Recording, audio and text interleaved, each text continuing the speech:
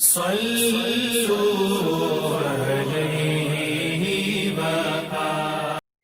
اللہ الرحمن الرحیم۔ تقدیر پر ایمان کے بارے میں 13ویں حدیث ابو موسیٰ الاشعری رضی اللہ عنہ سے روایت ہے۔ وہ بیان کرتے ہیں کہ رسول اللہ صلی اللہ علیہ وسلم ہم میں کھڑے ہوئے، آپ نے 5 باتیں فرمائیں۔ آپ نے فرمایا، اللہ تعالیٰ کو نیند نہیں آتی اور اللہ کے لیے لائق نہیں کہ وہ سوئے۔ وہ ترازو کو نیچا اور اونچا کرتے ہیں۔ اللہ کے سامنے رات کے اعمال دن کے اعمال سے پہلے اور دن کے اعمال رات کے اعمال سے پہلے پیش کیے جاتے ہیں۔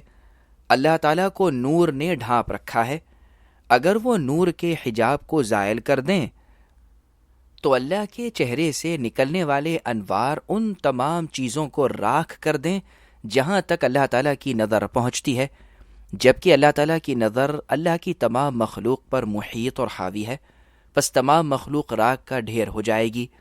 اس حدیث کو امام مسلم نے روایت کیا ہے۔